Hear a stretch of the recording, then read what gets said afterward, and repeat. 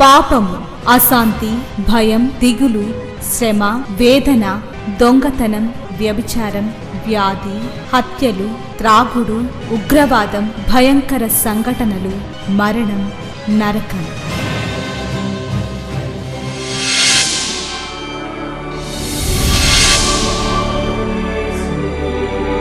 సిలువలోనే పాప క్షమాపణ, పరిశుద్ధ జీవితం, ప్రేమ, వాక్య ధ్యానము, నెమ్మది, సహవాసం, నిత్య జీవం.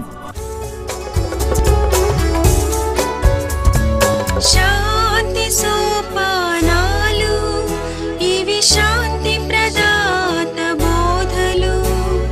చీకటిలో ఉన్న ప్రజలకు గొప్ప వెలుగు కలుగుటకు, చీకటిలో ఉన్న ప్రజలకు గొప్ప వెలుగు కలుగుటకు, చీకటి నుండి వెలుగునకు నడిపించే సోపానాలు. శాంతి సోపానాలు కార్యక్రమానికి మిమ్మల్ని ప్రేమతో ఆహ్వానిస్తూ ఉన్నాను. ఈ కార్యక్రమాలు మీ వ్యక్తిగతమైన ఆత్మీయమైన జీవితాన్ని దేవునిలో స్థిరపరచాలని, మనందరం కూడా దేవుని యొక్క అధికారంలో ఆయన ఆనందం కొరకు జీవిస్తూ ఆయన ఉద్దేశాలు సఫలపరిచేవారిగా ఉండాలని కోరి ప్రార్థిస్తూ ఈ కార్యక్రమాలు మీ ముందుకు తీసుకొని వస్తూ ఉన్నాను. ఈ డిసెంబర్ నెల అనగానే క్రైస్తవులందరూ కూడా ఒక్కసారి మేల్కొన్నారా అనిపిస్తుంది కదూ. ఎన్నెన్నో బాహ్యమైన అలంకరణలు, మనిషికి ఎవరికి వాళ్ళకి తోచినట్టు ఎన్నో రకాల కార్యక్రమాలు. కానీ ఈ సంవత్సరం దాదాపు అన్నీ కూడా ఆగిపోయినట్టే. ఎక్కడో అక్కడ ఇక్కడ ఒక చిన్న చిన్న కార్యక్రమాలు జరుగుతూ ఉన్నాయి. నిజంగా ఏంటి అసలు ఇంత వినాశనం, ఇలాంటి తెగులు? ప్రభువారు ముందే చెప్పారు అంత్య దినాల్లో ఇవన్నీ కూడా సంభవిస్తాయని. ఎంతోమంది రకరకాలుగా వ్యాఖ్యానాలు చేస్తూ ఉన్నారు. గత వారం మనం చెప్పుకున్నట్టు క్రిస్మస్ అనేది బాహ్యానికి సంబంధించింది కాదు. ఆ మాటకు వస్తే కొన్ని ప్రశ్నలు వేసుకుందాం. ఇంటి మీద స్టార్ పెడతా ఉంటారు కదూ, దానికి ఏమన్నా అర్థం ఉందంటారా? ఒక విధంగా చూస్తే ఓహో వీళ్ళు కూడా క్రైస్తవులేనా అని అనిపిస్తుంది ఒక్కొక్కసారి. అది ఒక గుర్తింపు, మనుషులు ఎదుట ఒప్పుకోవడమే మేము క్రైస్తవులమని. మంచిదే. కానీ మీరు పెట్టిన నక్షత్రాన్ని ఒకసారి చూసుకుంటూ, ఆదిలో ఆ నక్షత్రం అది ఆయన యొక్క నక్షత్రం, ఒక మహారాజు పుట్టారు అని జ్ఞానులను బెత్లెహేము వరకు నడిపించింది కదూ. ఆయన ఎక్కడున్నారో అక్కడి వరకు నడిపించింది. ఒక్కసారి ఆ నక్షత్రాన్ని చూచి ఆలోచించండి. ఇన్ని సంవత్సరాలు భక్తి చేశాం, ఇన్ని సంవత్సరాలు క్రైస్తవులని పేరు, నేను ఎంతమందిని నడిపించాను? ఆ తార జ్ఞానుల్ని నడిపించింది. గొల్లలను దేవదూతలు పంపించారు, లేక దేవదూతలు నడిపించారు. చాలా వ్యత్యాసం కదూ. జ్ఞానుల్ని దేవదూతలు పలకరించలేదు, గొల్లల్ని దేవదూతలు పలకరించారు. జ్ఞానుల్ని, ఖగోళ శాస్త్రం తెలిసిన ఆ జ్ఞానుల్ని ఆయా దేశాల నుండి బయలుదేరేటట్టుగా ఒక గొప్ప ఆకర్షణ వాళ్ళ మీదకి వచ్చింది. ఆ నక్షత్రం జ్ఞానుల్ని తోడుకొని వచ్చింది. మన జీవితాల్లో మనం ఈ సంవత్సరం అంతా ఎంతమందిని నడిపించాం? మధ్య నేను మా వాళ్ళకు కూడా చెప్తా ఉన్నాను, ఈ లాక్డౌన్కి ముందు లేక కోవిడ్ తర్వాత అంటే మీకు జబ్బు వచ్చి జబ్బు తర్వాత కాదు, అసలు ఈ సీజన్ ఎక్కువగా ప్రబలిన దినాల్లో, లేకపోతే ఈ కోవిడ్ మన మీద ఎలాంటి ప్రభావం చూపించింది, అది ఈ లోకంలోకి రాకముందు మనం ఎలా ఉన్నాం, అది ఈ లోకంలోకి వచ్చి అల్లకల్లోలం అంతా చేశాక మనం ఏం మారాం, ఎంత పరివర్తన చెందాం, దేవునికి ఎంత దగ్గరయ్యాం, బైబిల్కి ఎంత దగ్గరయ్యాం, ప్రార్థన ఎంత లోతులోకి వెళ్ళాం. ఈ కోవిడ్ మనకేమన్నా చేసిందా? జీవితాల్లో ఏమన్నా మార్పు ఇచ్చిందా? దయచేసి ఇవన్నీ ఆలోచించుకుందాం. ఎందుకంటే నేను కూడా ఆలోచించుకుంటున్నాను. ఎంతోమంది మనకన్నా బలమైన వాళ్ళు, ఆరోగ్యవంతులు ఇట్లే ఎగిరిపోయారు అనిపిస్తూ ఉంది. ఈ క్రిస్మస్ అనేది సరే, ఏదో ఒక రోజు ప్రభు పుట్టారు, దాన్ని ఆధారంగా వాళ్ళందరినీ మనం జ్ఞాపకం చేసుకుంటాం. అదే సమయంలో దీనిలో ఉన్న ఒక్కొక్క క్యారెక్టర్ను కూడా మనం ఆలోచిస్తాం. ఒక నక్షత్రాన్ని ఇంటి మీద పెట్టాము అంటే ఒక్కసారి ఆ నక్షత్రం దగ్గర నిలబడి మనం పెట్టిన ఆ కాగితపు రంగురంగుల నక్షత్రంలాగే మన జీవితం ఉందా, లేకపోతే బైబిల్లో నక్షత్రంలాగా ఎవరైనా నడిపించామా? దానియేలు గ్రంథం 12వ అధ్యాయంలో 3వ వచనంలో, బుద్ధిమంతులైతే ఆకాశ మండలంలోని జ్యోతులను పోలిన వారై ప్రకాశించెదరు. నీతి మార్గమును అనుసరించి నడుచుకున్నట్లు ఎవరు అనేకులను త్రిప్పుదురో వారు నక్షత్రమోలే నిరంతరము ప్రకాశించెదరు. అనేకులను తిప్పామా? కనీసం నీ ఫ్రెండ్స్కి సాక్ష్యం చెప్పావా? నీ ప్రక్కన కూర్చున్న వాళ్ళకి చెప్పావా? నీ కోలీగ్స్కి చెప్పావా? క్రిస్మస్లో ఉన్న అర్థం ఏంటో ఇతరులకి మనం ఏమన్నా వివరించామా? ఇది మొదటి ప్రశ్న. రెండవది, ఇళ్ళల్లో ఒక ట్రీ పెడతా ఉంటారు. ఇది కూడా అన్యాచారమే. ఆ ట్రీ ఎందుకు పెడుతున్నాం అసలు? ఎవరు చెప్పారు మనల్ని పెట్టమని? ఎందుకు దాని అర్థం? దానికి ఏవేవో రంగురంగుల దీపాలు వేస్తాం, దాన్ని చూసి ఆనందించేస్తూ ఉంటాం, దానికి గ్రీటింగ్ కార్డులు తగిలిచ్చేస్తూ ఉంటాం. ఇదంతా ఆచారాలు కదా అండి? బైబిల్లో ఎక్కడన్నా ఇలాంటివి చేయమని ఉందా? ఎందుకు చేస్తున్నాం? క్రీస్తు శకం 400 సంవత్సరాలు వచ్చే వరకు కూడా అసలు క్రిస్మస్ అనే పదమే లేదు.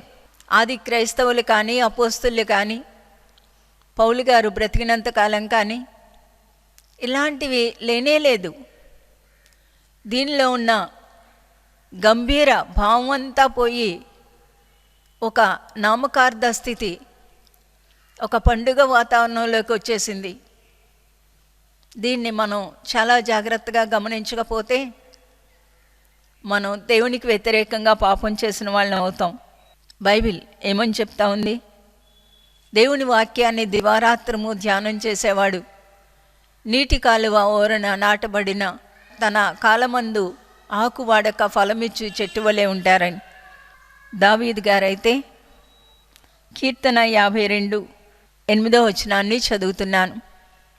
నేనైతే దేవుని మందిరములో పచ్చని ఒలివ చెట్టు వలె ఉన్నాను, నిత్యము దేవుని కృపయందు నమ్మిక ఉంచుచున్నాను.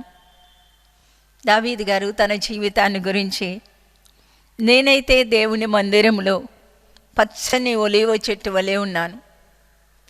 ఎంత చక్కని సాక్ష్యం, ఎంత చక్కని స్టేట్మెంట్ ఇచ్చాడు. చాలా ధైర్యంగా చెప్తా ఉన్నాడు. మీరు పెట్టుకున్న ఆ ట్రీ ముందు నిలబడి ఆ ఆర్టిఫిషియల్గా ఉన్నట్టే నా జీవితం ఉందా? ఏదో ఒక కొమ్మను తీసుకొచ్చి పెట్టేసి దానికి అలంకరణ చేసినంత మాత్రాన అది ఆచారం కాదా? దేవుడు ఏం కోరుతా ఉన్నారు? మనం ఏం చేస్తూ ఉన్నాం? దేవుడు నీ దగ్గర కోరేదేంటి? మనం చేసేదేంటి? ఒకసారి ఆలోచించుకుందాం. ఒకవేళ అలా ఎండిపోయే కొమ్మలాగా ఉన్నామేమో, లేక ప్రతి సంవత్సరం బయటికి తీసి దాన్ని కడిగి దాన్ని పెట్టి దానికి లైట్లు అమర్చి దానికి ఏవేవో అలంకరణ చేసి ఆనందిస్తున్నామా? అలాంటి ఒక ఎండిన కొమ్మలాగా లేక ఒక ఆర్టిఫిషియల్ భక్తి మనం కూడా చేస్తున్నామేమో. ఆ చెట్టులాగా నేను కూడా ఉన్నానా అని ఒక్క ప్రశ్న వేసుకోండి. మూడో విషయం, ఇది చాలా బాధాకరమైన విషయం. శాంటా క్లాస్ సెయింట్ నికోలస్ అనే ఒక మహాభక్తుడు.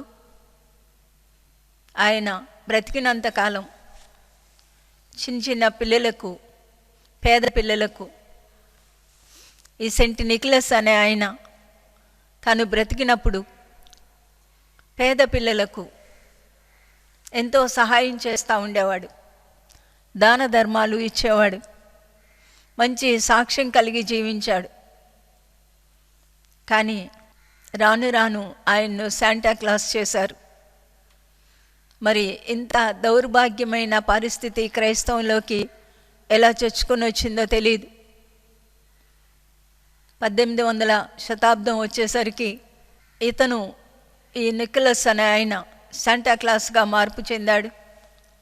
బహుశా ఇలాంటి బట్టలు వేసుకొని ఉండుంటాడు అని ఒక అతను, మరి ఎందుకు అతను అలాగా ఆలోచించాడో తెలీదు, ఒక డ్రెస్అప్ ఇచ్చాడు, ఓ డ్రెస్ కోడ్ ఇచ్చాడు. ఈ రోజుల్లో మరింత దారుణం అయిపోయింది. ఒక్కసారి దేవదూతలు, జ్ఞానులు, నక్షత్రం, దేవదూతల పాటలు, గొల్లలు, మరియా సత్రంలో స్థలం లేక పశువుల శాలలో, పశువుల తొట్టిలో, పశువుల శాలలో కని పశువుల తొట్టిలో, పశువులకి దాణా వేసే ఆ తొట్టిలో తన కుమార్ని పడుకోబెట్టింది. ఆ సీన్కి, ఆ గంభీరమైన ఘట్టానికి దేవుడు మానవుడవడం, ఆత్మస్వరూపి అయిన దేవుడు, మహిమాస్వరూపి అయిన దేవుడు, ఆదికాండం 1వ అధ్యాయంలో దేవుని నోట నుండి ఒక వాక్కు బయటకు వచ్చింది. దేవుని నోట నుండి బయటకు వచ్చిన వాక్కు సృష్టి చేసింది. ఆ వాక్యమే శరీరధారి అయింది. ఇది ఎంత విచిత్రమైన ఘట్టం. దాన్ని మనం ఒక వేళాకోళంగా మార్చేసాం. నేను అప్పుడప్పుడు ఆలోచించి అనుకుంటాను, అసలు దేవుడు క్షమిస్తారా అనిపిస్తుంది నాకు. అంతా క్రిస్మస్ అంటే, లేక యేసు ప్రభు ఈ భూమి మీదకి రావడం అంటే కేవలం బలి అవటానికి ఈ లోకానికి వచ్చారు. పాప పరిహారార్థ బలిగా వచ్చారు. ఆయన లోకపాపంలో మోసుకుని పోయే దేవుని గొర్రెపిల్ల కాబట్టి ఆ పశువుల శాలలో కనాల్సి వచ్చింది. మరి ఏమది ఎంత దీనత్వం అండి. ఆయన తన పరలోకాన్ని విడిచి దేవునితో సమానంగా ఉండుట విడిచిపెట్టకూడని భాగ్యమని ఎంచుకొనలేదు. కానీ ఆయన దాసుని స్వరూపమును ధరించి తన్ను తాను తగ్గించుకొని సిలువ మరణము పొందినంతగా తగ్గించుకున్నారు. నేను దీనుడను, సాత్వికుడని ఆయనే స్వయంగా చెప్పారు. అంత దీనుడు, అంత సాత్వికుణ్ణి తన గర్భంలో ధరించగలిగినటువంటి ఆ తల్లి మరెంత దీనురాలో, మరెంత సాత్వికురాలో. మ్యాచింగ్ అంటాం కదండి ఈ రోజుల్లో. ప్యాంట్కి షర్ట్కి మ్యాచ్ అవ్వాలి. కొంతమంది చెప్పులు కూడా వేసుకుంటారు. ఇవి కాదండి, ఇది లోకం, ఇది అసహ్యం. మరియమ్మ గర్భం ఆ దీనుణ్ణి తన గర్భంలో ధరించగలిగిన మ్యాచ్ అయింది. అర్థమైందా మీకు? ఆ గర్భంలో దేవుని యొక్క వాక్కు శరీరధారి అయి ఆ గర్భములో వదగగలిగిన అంత దీనత్వాన్ని మరియమ్మ చూపించింది కాదు, కలిగి ఉంది. గబ్రియేలు దేవదూత మందిరంలో జకరియా కనపడినప్పుడు భయపడ్డాడు, కానీ మరీకేమీ భయమే లేదేంటి అనిపిస్తుంది. ఎంత దీనురాలు మరియా, ఎంత దీనురాలు. దీనత్వం ఉందా అండి మన దగ్గర? దీనత్వం ఉందా? ఈ రోజుల్లో క్రైస్తవ్యంలో దీనత్వం ఉందా అని అడుగుతున్నాను. క్రైస్తవుల్లో, సేవకుల్లో నాతో సహా ఎంతమంది దీనత్వాన్ని పెంచి పోషించుకుంటున్నాం? ఎంతమంది మీ దీనంగా ఉంటాం? ఓ విధంగా చూస్తే జీవోపడంబం అంతా కూడా క్రైస్తవుల్లోనే ఉంటుంది. క్రైస్తవ్యం ఒక స్టేజ్ అయిపోయింది, ఒక వేదిక అయిపోయింది. ఎవరి ఇష్టాలు ఎవరికి తోచినట్టు క్రైస్తవ్యాన్ని మార్చేశాం. ఒక స్త్రీగా, ఒక సేవకురాలిగా మనం మరియమ్మ కోణంలోకి వెళ్ళగలమా? మరియమ్మ జాబితాలోకి వెళ్ళగలమా? నేను అప్పుడప్పుడు ఆమెను గురించి అనుకుంటా ఉంటాను, చాలాసార్లు ఆలోచిస్తూ ఉంటాను. మరి సుమయోను, నీ యొక్క కడుపులో నుండి ఒక ఖడ్గం దూసుకుని వెళ్ళిపోతుంది అన్నప్పుడు ఏమనిపించిందో మరియకు? లూకాసు వార్త 2వ అధ్యాయం 35వ వచనాన్ని చదువుతున్నాను. మరియు నీ హృదయంలోనికి ఒక ఖడ్గము దూసుకొని పోవునని ఆయన తల్లి అయిన మరియతో చెప్పెను. తన కుమారుడు, వాగ్దాన పుత్రుడు, యాకోబు వంశస్థులను యుగ యుగములు ఏళ్తారు. ఆయన రాజ్యము అంతము లేనిదై ఉంటుంది. లూకాసు వార్త 1వ అధ్యాయం 31, 32 వచనాలు చదువుతున్నాను. నీవు గర్భము ధరించి కుమారుని కని ఆయనకు యేసు అని పేరు పెట్టుదు. ఆయన గొప్పవాడై సర్వోన్నతుని కుమారుడు అనబడును. ప్రభు అయిన దేవుడు ఆయన తండ్రి అయిన దావీదు సింహాసనం ఆయనకి ఇచ్చెను. మరీకు ఈ మాటలన్నీ కూడా చెవుల్లో ఎన్నిసార్లు గింగురు గింగురుమంటా ఉండుంటాయి. పడుకున్నా, లేస్తున్నా, తింటున్నా ఈ మాటలన్నీ కూడా ఆమెకు రిపీట్ అవుతూ ఉండుంటాయి.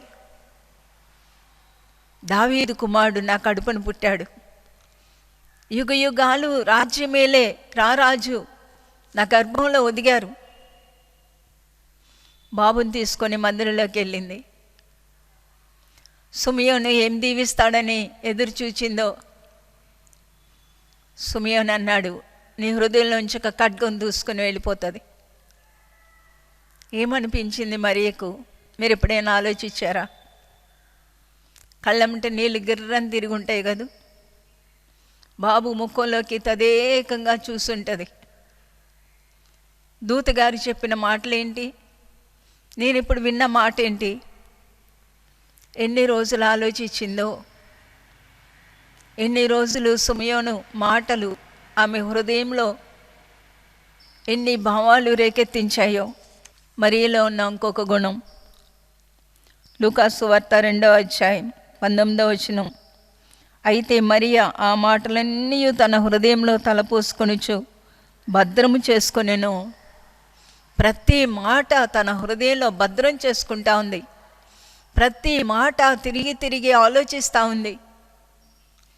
ఆమె ఎలిజబెత్ దగ్గరికి వెళ్ళినప్పుడు ఎలిజబెత్ చెప్పిన ప్రవచనం, మరియ కూడా వెనువెంటనే చెప్పిన ప్రవచనం, దూత చెప్పిన మాటలు, యోసేపు చెప్పిన సాక్ష్యం, దేవుని దూత నాకు కల్లో కనపడి నిన్ను చేర్చుకోమన్నారు, లేకపోతే నిన్ను వదిలేద్దాం అనుకున్నాను.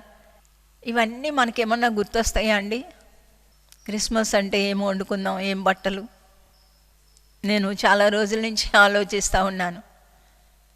సంఘం అంటే క్రీస్తు యొక్క శరీరం. ఆయన మనకు శిరస్సు. మన చిటికిన వేలికి దెబ్బ తగిలినా మన శరీరం అంతా కూడా అమ్మా అంటాం. ఒక్కసారి ఓ చేతికి చెయ్యి ఇరిగింది అనుకోండి, ఒళ్ళంతా నొప్పే. ఆ బాధ మొత్తం శరీరం అనుభవిస్తుంది. గిలగిలగిల్లాడిపోతూ ఉంటాం.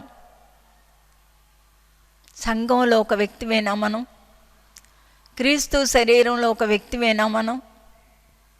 అలా పంచుకుంటున్నామా క్రైస్తవ్యంలో బాధలు? మన తోటి వారు ఎంతోమంది భయంకరంగా చిత్రహింసల్లో ఉన్నారు. ప్రపంచంలో 3 వంతులు చిత్రహింసల్లో ఉన్నారు. ఎంతోమంది మన దేశంలో హింసించబడతా ఉన్నారు.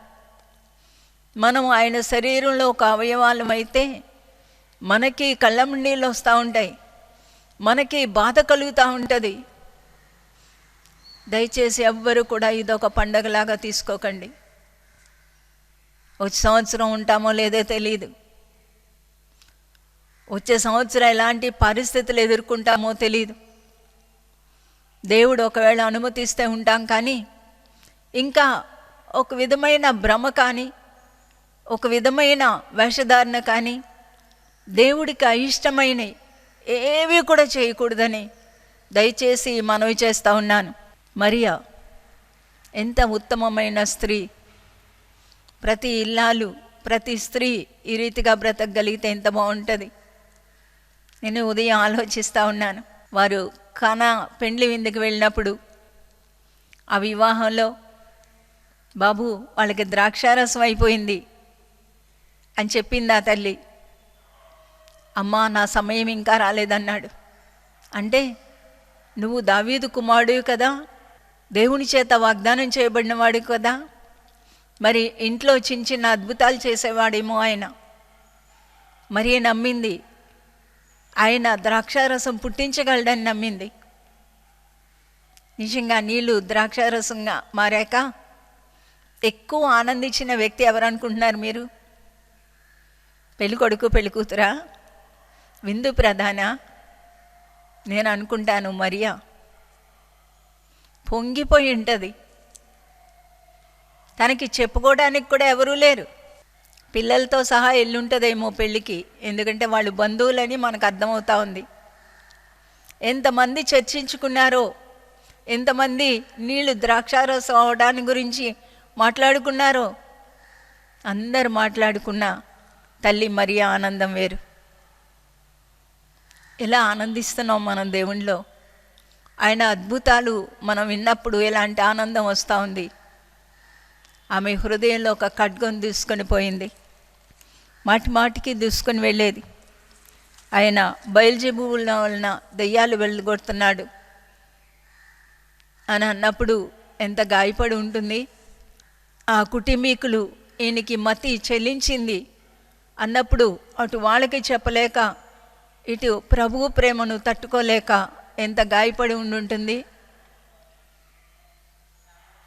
మేము వ్యభిచారం వల్ల పుట్టలేదు అని ఆయన నిందించారు అని తెలిసి ఎంత గాయపడి ఉండుంటుంది. ఆఖరికి సిలువ దగ్గర నిలబడగలిగింది. ఒక్కసారి మాత్రమే ఖడ్గం దూయటం కాదు, ఆ ఖడ్గం ఆమెలో ఉండిపోయి ఇంకా లోపలికి, ఇంకా లోపలికి, ఇంకా లోపలికి. ఎంత ధైర్యం కలిగిన స్త్రీ, ఎంత దీనమైన స్త్రీ. చాలా ధైర్యంగా అక్కడ నిలబడింది.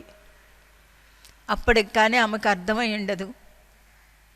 ఆ పాప పరిహారార్థ బలిని గురించి ఒకవేళ తల్లికి వర్ణించి ఉండుంటారేమో ప్రభువారు. ఆయన ఎందుకు వచ్చారు తల్లి దగ్గర కూర్చొని తప్పకుండా వివరించి ఉంటారు అనుకుంటా ఉన్నాను నేను.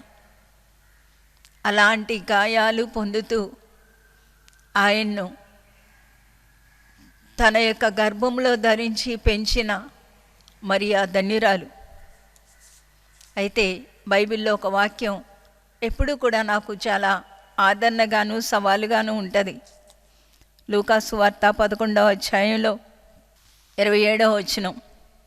ఆయన ఈ మాటలు చెప్పుచుండగా ఆ సమూహంలో ఉన్న ఒక స్త్రీ ఆయన్ని చూచి, నిన్ను మోసిన గర్భమును నీవు కుడిచిన స్తనములను ధన్యములైనవన్నీ కేకలు వేసి చెప్పగా, ఆయన అవును కానీ దేవుని వాక్యం విని దాన్ని గైకొని వారు మరి ధన్యులని చెప్పెను. దేవుని వాక్య ప్రకారం జీవించేవాళ్ళు మరి ధన్యులు. మరియా శరీరానుసారంగా ప్రభువుని బయటికి తెచ్చింది. మనం పునరుద్ధానుడైన యేసుని మన జీవితాల్లో ఆ పునరుద్ధాన శక్తిని అనుభవిస్తూ, మారు మనసు అనుభవాన్ని అనుభవిస్తూ, ఆయనలో మనం ఆనందిస్తూ, వాక్యంలో ఆనందిస్తూ ఆయన్ను ఇతరులకు పరిచయం చేయగలిగే హక్కు దేవుడు మనకిచ్చారు. పునరుద్ధానుడైన యేసుని మన హృదయాల్లో కలిగి, మన జీవితాల్లో కలిగి ఆయన చూపించగలిగిన ఒక ధన్యత దేవుడు మనకిచ్చారు. కాబట్టి తల్లి మరియకి ఇచ్చిన ధన్యత వేరు, నీకు నాకు ఇచ్చిన ధన్యత వేరు. దేవుడు మనకిచ్చిన ధన్యతలో నిలబడుతూ ఈ నామకార్థమైనవి, బాహ్యమైనవి, దేవునికి అయిష్టమైనవి, దేవుడు కోరనివి అన్నీ కూడా బయటికి విసర్జిస్తూ దేవుని కొరకు జీవించడానికి దేవుడు సహాయం చేయనుగాక. ఈ 18వ తారీఖు అందరం కూడా ప్రార్థన చేసుకోవాలని పోయినసారి మనం చెప్పుకున్నాం. 11 నుంచి 3 వరకు మరొకసారి జ్ఞాపకం చేస్తూ ఉన్నాను. తప్పకుండా మీ సంఘాల్లో దైవజనులు మనందరం కూడా కలిసి ఈ ప్రపంచం కొరకు ప్రార్థనలలో అద్భుతాలు జరిగితే మనకు తెలుసు. ప్రార్థన పరిస్థితులు మారుస్తుందని తెలుసు. కాబట్టి అందరం కూడా ఏకాత్మతో ఏక మనసుతో 11 నుంచి 3 వరకు కూడా ప్రార్థనలో ఉందాం. ఒకవేళ మీ దైవజనులు ఇలాంటి వాటికి ప్రోత్సహించకపోతే మీరు విశ్వాసిగా దయచేసి మీ పనులన్నీ ముగించుకొని 11 నుంచి 3 వరకు ప్రార్థనలో ఉండమని మనవి చేస్తూ ఉన్నాను. ఈ బాహ్యమైనవి ఏవి కూడా జరగకుండా మనం అందరం కూడా జాగ్రత్త పడదాం. దేవునికి వ్యతిరేకమైనవి, వ్యర్థమైనవి ఏవి కూడా జరగకుండా జాగ్రత్త పడదాం. ప్రార్థన చేసుకుందాం. ప్రేమ కలిగిన మా ప్రియమైన పరలోకపు తండ్రి, మా కొరకు దీనుడిగా ఈ లోకానికి వచ్చిన ప్రభువా మీకు వందనాలు. మీరు రాకపోతే మాకు పాప క్షమాపణే లేదు తండ్రి. మీరు చేసిన ఆ గొప్ప త్యాగాన్ని, ఆ అనంతమైన ప్రేమను ప్రతి ఒక్కరూ అర్థం చేసుకోవడానికి సహాయం చేయండి.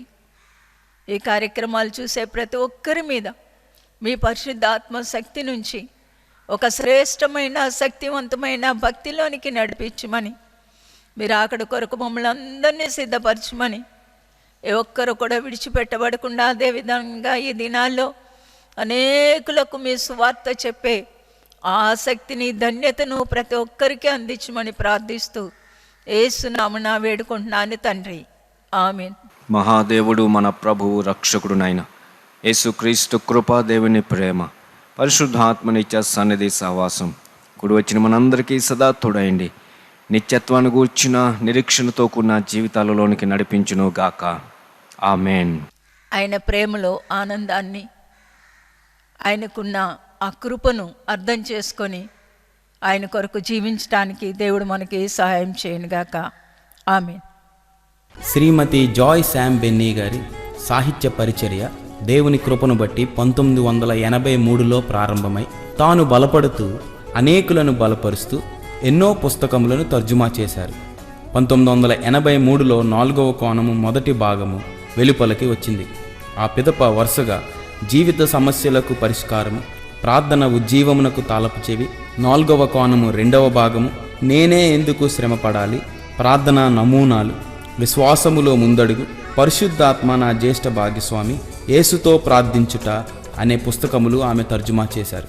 అంతేకాకుండా ఆమె కలములో నుండి బైబిల్లో ఒక్కొక్క స్త్రీని జ్ఞాపకము చేస్తూ బాధల్లోనూ అనారోగ్యంలో కృంగిపోకుండా ధైర్యంతో విజయవంతముగా దేవుని కొరకు నిలబడుతూ అనేక పుస్తకములు రచించారు. ప్రభు కొరకు ప్రకాశించిన వనితలు, విప్లవ వనితలు, ప్రార్థనా వనితలు, సాహస వనితలు, విశ్వాస వనితలు మొదటి భాగము, 2వ భాగము, ఆదర్శ వనితలు, స్తుతి జోల, క్రిస్మస్ ఎలా వచ్చింది మరియు చిన్నారులకు యవనస్తులకు నాటిక పుస్తకములు 4 భాగములు. బైబిల్లో మరుగున మెరిసిన స్త్రీలు అనేక మంది ఉన్నారు. వారిని గూర్చిన రచన మరుగున మెరిసిన వనితలు.